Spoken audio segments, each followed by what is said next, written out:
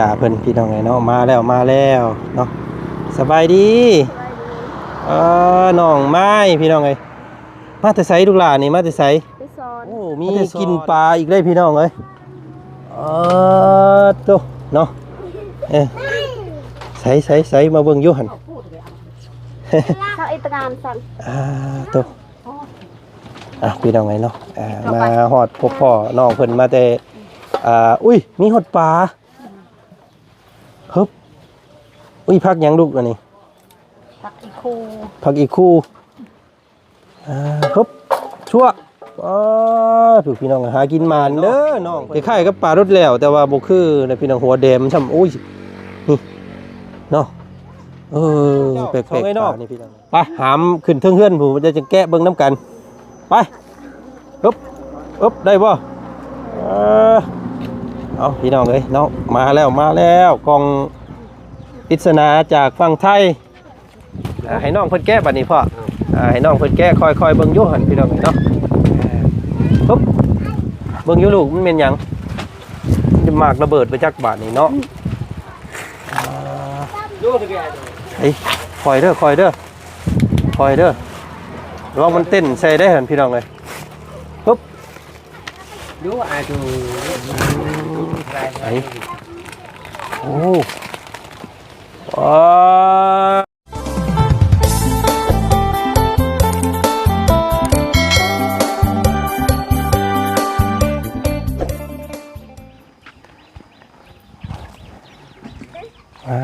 ตัวพี่น้องไงเนาะ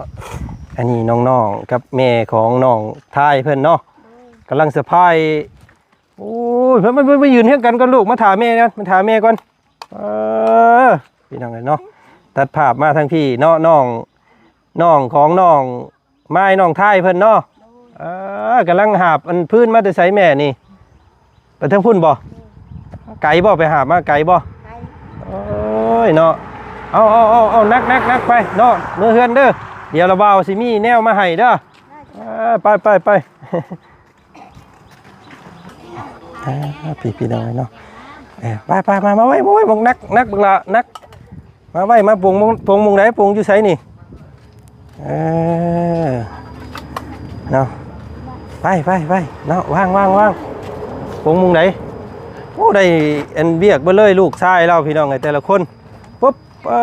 หมอหน่อยเพิ่นก็ได้ที่ทางแม่เพิ่นทางนี้ฮึบยับปากลายับปุ๊บเนาะนักแท้ๆได้นี่พี่น้องเอ้ยเนาะหาพื้นมาจุเนาะเอาพี่น้องไงเนาะทักทายสบายดีแล้วก็ให้น้องเพิ่นอยู่บ่แม่อยู่เฮือนบ่น้องเพิ่นไปทางใดน้องไม้ไปซ่อนปลาโอ้ยไปหาอยู่หากินบ่ได้อยู่บ่ได้เศร้าพี่น้องเลยเนาะมาส้นหมลูกละส้นหมก่อนเดี๋ยวถ่าเจ้ามาก่อนเด้อเดี๋ยวเราเบาสิเขามาหาเด้อเมื่อยเนาะแม่เนาะพี่น้องเลยเมื่อยเอาเนาะเนาะคือกว่าเก่าหลายอยู่พี่น้องไงเราเฮ็ดแบบนี้เนาะลงมาจุอยู่ตุลุ่มตารางแบบซี่ก็ปลอดภัยกว่าเนาะแต่ก่อนโอ้ยยันแต่มันสรุปุปะลงมาพี่น้องไงนี่ตัดภาพมาบัดนี้กับเพิ่นแปลงอันมุงส้นมุงเศร้าอยู่ตุลุ่มตารางบัดนี้พี่น้องไงเนาะคอนฟืนคอนไผ่ก็ลุกกุ๊กกว่าคือเก่าเนาะเอาถ่าน้องไม้เพิ่นมาแต่หาอยู่หากินก่อนพี่น้องไงเนาะหลายคู่หลายคนก็ว่าให้ทางบ่จันเนาะเข้ามาเยี่ยมยามอย่าลืมครอบครัวของน้องทั้งสองเด้อว่าซั่นเนาะพี่น้องไงเนาะก็เอาบ่ได้ลืมเด้อเนาะ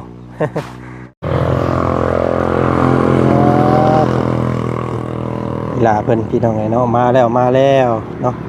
สบายดีน้องไม้พี่น้องไง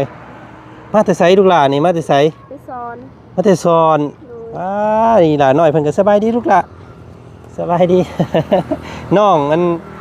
หลาเจ้านี่เนาะมาพี่มาเฮือนไป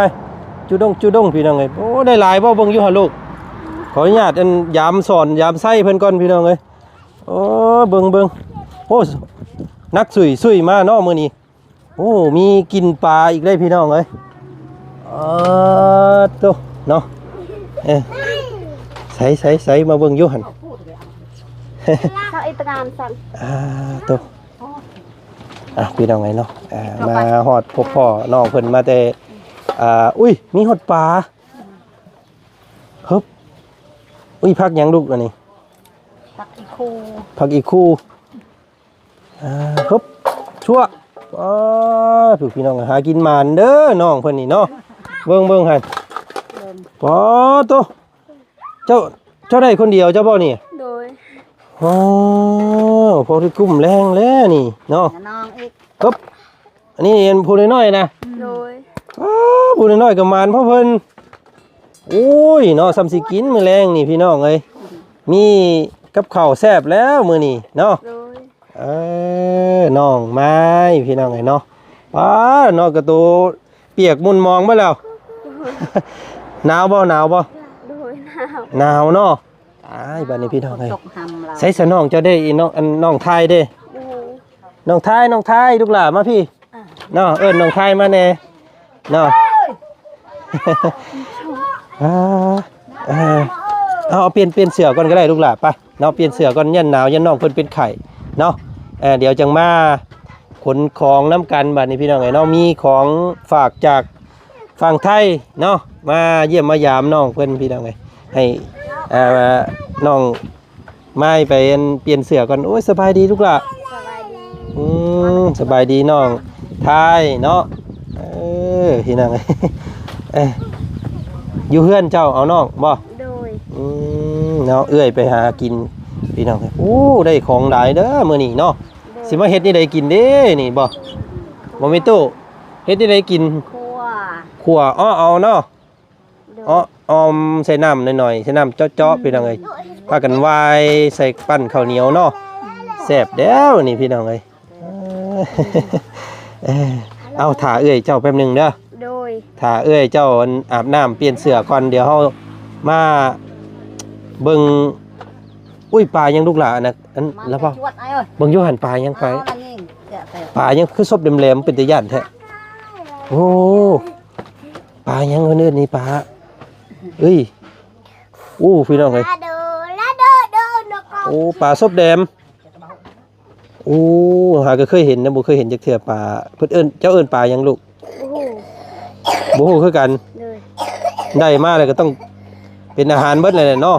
rồi คล้ายๆกับปลารสแล้วแต่ว่าบ่คือในพี่น้องหัวแดมช่ำโอ้ยนี่เนาะแปลกๆปลานี่พี่น้องเอ้ยเอาไว้เนาะให้เอื้อยเจ้าอันเปลี่ยนเสื้อก่อนเด้อเดี๋ยวเราบ่าวสิมาหาเด้อโอเคเอาแล้วบ่มาพี่วันนี้ลูกหลานมาพี่ก่อน พี่น้องไอ้น้องเพิ่น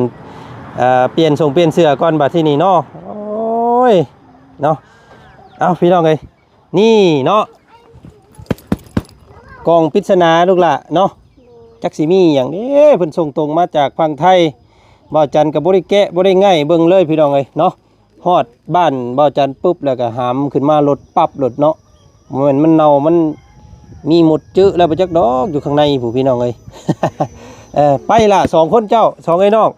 ไปหามขึ้นเทิงเฮือนผู้จะแกะเบิ่งน้ำกันไปอึ๊บได้บ่เอาพี่น้องเอ้ยน้องมาแล้วกล่องปริศนาจากฝั่งไทยอึ๊บไปโยนขึ้นอึ๊บปึ๊กจักปะโถพี่น้องเอ้ยเนาะไปขึ้นนั่งก่อนลูกพี่น้องเนาะเอ็ดมีอย่างนี้มีอย่างเนาะมื้อนี้พี่น้องเอ้ยเนาะอยากคู่คือกันเด้ข่อยก็ได้เนาะสิมีอย่างนี้พี่น้องเอ้ยมันอยากสีมันมืดแน่เด้อเนาะเอากับบ่เป็นอย่างเนาะน้องเนาะเอาก่อนอื่นสบายดีป้าลุงเพิ่นอีกก่อนสบายดีเนาะเอาขออนุญาตอันนิบไม้ใส่ผู้เป็นเอื้อยเจ้าแน่พี่น้องเอ้ยเนาะมาบ่พ่อเจ้าเนาะ rồi ชื่อระเบ้าได้อยู่บ่นี่ chứ ระเบ้าชื่อ bao chăn ฉันละว่าเนาะโอ้ยสิเป็นจื้อแล้วบาดนี้พี่น้องไอ้น้องเพิ่นเนาะจื้อกันแล้ว กินข้าวแล้วบ่ nhau một kín ยังบ่ทันได้กินอยู่ rồi อ๋อพี่น้องไอ้เนาะพูดแหละ พากันออก บ่มีอาหารกินไปซ่อน ไปซ่อนเนาะ โดย ไปหาอาหารพี่น้องเอ้ยได้ปลาหลายเด้มื้อนี้เนาะแซ่บแล้วอาหารมื้อนี้มื้อแรงเนาะ โดย รอดแล้วมื้อแรงรอดแล้วพี่น้องเอ้ยเนาะอันนี้บ่มุ่งกันจุไผเจ้าจุแบบนี้บัดนี้เนาะ โดย ตั้งแต่มื้อมันทะลุลงไปแต่มื้อนั้นผู้พี่น้องเอ้ยเพิ่นก็เลยจุอยู่นี่ก่อนเนาะก็ถือว่าปลอดภัยแล้วก็สะดวกสบายกว่าเก่าอยู่ดอกพี่น้องเอ้ยเนาะใครกว่ามื้อก่อนอยู่ย่านแต่มันฮักเนาะน้องเนาะ โดย เอาพี่น้องเอ้ยเนาะบ่เว้าหลายยายห่างแล้วบ่จันก็อยากคู่อยากเห็นคือกันเนาะมันสิมีหยังอยู่ข้างในนี่พี่น้องเอ้ยเอาผ้าเอามีดมาอยู่ลูกละมีบ่ผ้าเจ้าแกะบังอยู่สั่นพากันแกะบังอยู่แกะได้บ่ ผ้ามีบ่เอาผ้ามาเจาะเบิ่งแหน่ใส่เบิ่งอยู่หั่นเนาะปึ๊บนี่หยังเด้พี่น้องเอ้ยเนาะจากพี่เลี่ยมจากเลี่ยมเนาะพี่น้องเนาะซื้อเพิ่นเด้อจากพี่เลี่ยมได้แล้วพอได้แล้ว เอาปึ๊บสัวตกให้น้องเพิ่นแก้บัดนี้พ่อให้น้องเพิ่นแก้ค่อยๆเบิ่งอยู่หั่นพี่น้องเนาะปึ๊บเบิ่งอยู่ลูกมันเป็นหยังจะมากระเบิดไปจักบาทนี่เนาะเฮ้ยคอยเด้อลองมันเต้นใส่ได้เห็นพี่น้องเลยปุ๊บดูไอ้โอ้โธ่พี่น้องเลยมันยังเนาะนี่เนาะเสื้อผ้าหน้าแพร่เต็มแอดแทดอยู่บาทนี่พี่น้องเลยเสื้อเพื่อบางยุลูกหล่ะเพื่อบางยุไผใช้ได้แน่นี่เนาะปั่นกันใส่โอ้มีแต่ตัวใหม่เสื่องอันให้น้องให้นุ่งเด้อ โดย นี่เลือกเบิ่งให้สองคนจำเจ้าเลือกก่อนโลดเนาะ โดย เลือกเบิ่งลูกหล่ะนี่เป็นเสื้อเย็นเสื้อให้พ่อให้น้องเด้อ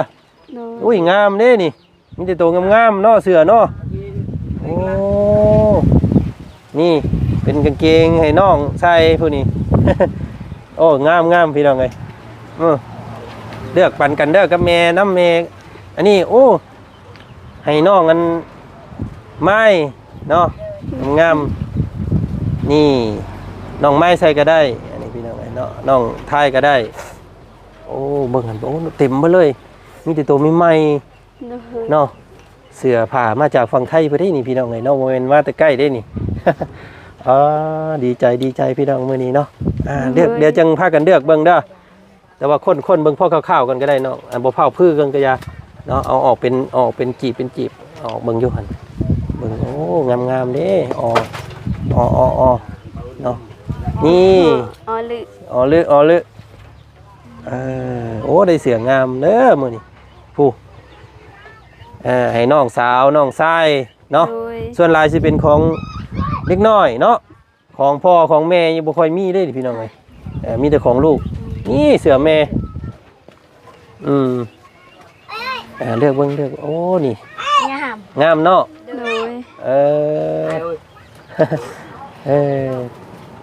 งามนี่เห็นบ่โดยโอ้ยมีหยังแน่โอ้มีนี่เบิ่งหาลูกงามมีจองเนาะคัมภีร์ตักเข่ายาสีฟันแปรงสีฟันเนี่ยฮะอันนี้สบู่นะลูกสบู่เนาะสบู่เอาไว้ซุอาบน้ำอันนี้แพบเอาไว้ซะเอาไว้ตบสินเฮ้ยอันนี้มียังปุ๊บปั๊บเอ้าพี่น้องเอ้ยเนาะเห็นบ่จันนั่งเขาเมาอยู่นี่เป็นผู้สาวต้องมีแวนเยื่องเจ้ามีบ่อีหล่ะเจ้าแวนเจ้ามีบ่บ่มีโดยบ่ว่าแต่เขาเจ้าบ่ได้ยิงแบนบ่โดยภาษาเจ้าเอิ้นหยังอีหล่าเอามาเบิ่งก่อนอยู่เก่งฮะเก่งเก่งโดยแบนนี่เอิ้นเก่งเนาะโดยเอาไว้ยิงไว้แต่งหน้าแต่งตาเป็นผู้สาวเด้เนาะโอ้มีแต่ตัวงามๆเด้อันนี้พี่น้องเอ้ยใช้สบู่เอาออกมาไว้ก่อนเลือกเอาเด้ออันนี้ให้พ่อนี่ให้เสือพ่อตัวนี้ก็ให้พ่อให้พ่อใส่โดย โอ้มีแต่ตัวงามๆเนาะโอ้นี่เสื้อทรงพ่อนี่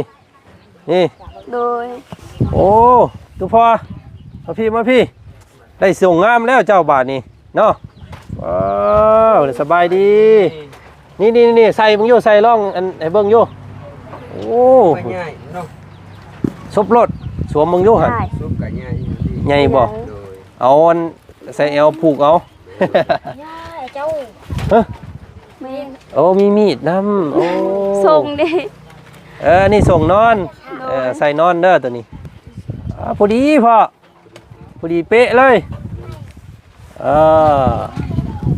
โอ้เป็นผ้าคุณหนูมีบัดพี่น้องไงเนาะเพิ่นโอ้ เสือง ามเนาะอ๋อ โดย อันนี้มีดเอาไว้ใส่ซอยซีนซอยไข่เด้อในเฮือนเด้อเห็นเจ้าบ่มีผ้าบ่มีมีดเนาะส่งให้พอเบิ่งเบิดเอาเทเอาให้เบิดอยู่ลูกจับฮึบ โจ๊ก เทมึงอยู่ปึ๊บโอ้พี่น้องไงเนาะเบิดแล้ว โดย งามเนาะนี่ให้ตู้พอเบิ่งโยหันใส่ได้บ่เอาไว้ใส่ย่ำหนาวเด้อ โดย โอ้นี่เป็นกระโปรงไอ้ล่ะอันน้องไม้ใส่พอดีแหละ ใหญ่ใช่เนาะงามเด้อมื้อนี้พี่น้องเอ้ยเนาะกล่องปริศนามาฮอดบ้านน้องไม้น้องท้ายเด้อเนาะอันนี้ลูกหลานมาเพิ่งอยู่เป็นหยังก็โอ้ อุตส่าห์ โอ้ยอย่าซาหัว โดย นี่เอาไว้ซาผมนะลูก โดย เวลาเจ้าอาบน้ำเนาะ โดย ไว้ซาผมจังหอมเนาะหลายอย่างเลยนี่พี่น้องไงมีแบรนด์มียาสีฟันมีสบู่สมันแล้วก็แบรนด์หวีเนาะมีด โดย โอ้มีมีดนี่พี่น้องระวังเด้อตัวนี้เด้อมึงครับชึบนี่เนาะโอ้ยเอาไว้ใส่ในเฮือน ให้ตู้เมย์น้ำเด้อหาเรื่องให้ตู้เมย์น้ำเด้อ โดย โอ้นี่เสือพอนี่พี่น้องโอ้ได้กันเบิดเลยเนาะน้องๆเด้น้องๆหมอผู้ชายที่เห็นอยู่กินนี่ส่งพอดีงามๆให้น้องคนนี้นี่เอ้าลูกละเป็นไส้บึงโยหันได้บ่ ได้จ้ะ ผู้น้อยเด้เนาะหมอน้อยหมอหนึงหั่น โดย ชุดตา ตัวนี้งามลูกละใส่เป็นอยู่บ่ มัน ลองบึงโยหันลองสวมบึงโยฮะบ่จักฮอดแนวใส่บาทนี่พี่น้องเอ้ยทั้งใดทั้งหัวทั้งใดทั้งคอ แบบนั่นแหละสวมมึงโยคือแหละกับเจ้าหาซีนะเบิ้งน้องท้ายน้องไม้ตัวนี้จงเจ้าลองใส่มึงโยสินบอกคืออันเสือมึงโยหันกระโปรงบอก กระโปรง กระโปรงโอ้เสือโมเมนต์กระโปรงโอ้ยข่อยว่าเจ้าใส่บ่ถูกทางแล้วนี่ไปทางหลังเลย ใส่ไป ใส่โบเป็นบ่เบิ่ง โดยบ่เคยมี โอ้ยนี่สวมเลยสวมลงเบิ่งให้เอ็น ไม่หมด เอ้ยเพิ่นเบิ่ง เนาะเข้า ปึ๊บ ไปเลยมัน ซุบ โทษดีครับ สาว จัก สาวน้อยเสือแดงบาดนี่พี่น้องงามเนาะแบบนี้แหละลูกงามเด้นี่พี่น้อง ดีใจนำเนาะน้องเพิ่นพี่น้องเลยโอ้ให้เจ้ารถตัวนี้เนาะงามแต่เราต้องมีเสือซ่อนข้างในนี่น้องไทยใส่ลงเบิ่งอยู่ลูกกางเกงสวมรถสวมทับกันรถโอ้เนาะเหมาะเลยตัวนี้นี่หาอีกจักตัวหนึงอันเสือเจ้าใส่เบิ่งอยู่ตัวนี้ก็ได้เอามันจังคู่กันไปเลยโอ้เนาะดีใจน้องเพิ่นก็ได้พี่น้องเนาะเห็นเสาของงามๆมาหอดมือเนาะเอาให้น้องเพิ่นไว้เลือกใส่เองก็ได้ประเดี๋ยวเด้อจังใส่ให้เบิ่งงามเบิ่งอยู่หั่น โอ้เนาะพอดีน้องกันว่าน้องท้ายหลายกว่าหมู่ส่งเสื้อปึ๊บปั๊บโตเนาะนั่งลงบาดนี้ เนาะอันนี้น้องไม้เจ้าได้อยู่ตัวนี้เนาะเลือกไปเด้อ โดย ดีใจได้เพิ่นก็ได้พี่น้องเลยเนาะมาเมื่อยๆหายเมื่อยเลยบาดนี้เนาะ โดย เมื่อกี้นี่ยังเมื่อยๆยังหิวข้าวอยู่บาดนี้เห็นข้าวคลองเต็มเพื่อนเด้อหายเมื่อยเลยเราก็ได้ โดย เนาะเอาให้พ่อกับแม่เลือกอยู่นี่ก่อนชิมเจ้าลงมาขอมุกขอบใจเพิ่นอยู่พี่ก่อนลูกหลานไปเนาะลงมาดุมก่อนเก็บไว้ก่อนปั่นกันใส่เด้อน้องไทยเพิ่นโอ้งามเด้นี่พี่น้องไงเนาะมาพี่มันอยากมืดเนาะมายืนอยู่พี่น้องไงเนาะตัวโอ้เนาะเบิ่งอยู่หันนึงสิถ่ายรูป1 2แนมกล้องเด้อ1 2ปั๊บเนาะนั่งลงก่อนบัดนี้ลูก เนาะน้องมีแต่ว่าพากัน1ข้าว1น้ำพากันกินข้าวก่อนเด้อบัดนี้เด้อหาอาบน้ำอาบท่าเด้อแล้วก็ปั่นกันเด้อมืออื่นใส่ให้ระเบาเบิ่งนี่เด้อโดยเสื้อมาว่ามันสิงามสำเร็จโอ้ยผู้นี้เหมาะเนาะเป๊ะเลิศผู้นี้พี่น้องเลยเปี้ยบ่คนสมเจ้าวันพอดีนี่เปี้ยบ่โดยโอ้เนาะดีใจบ่มื้อนี้ดีใจบ่ดีใจได้เสื้อ เนาะเสื้อลายโตซ้ำเดืองงามมื้อนี้เนาะคำดีใจก็ขอบมุกขอบใจทางผู้ใหญ่ใจดีเพิ่นแน่เนาะเป็นของแม่ป้าสมเจ้าเอิ้นแม่ป้าเลี่ยมเด้อชื่อเพิ่นเด้อ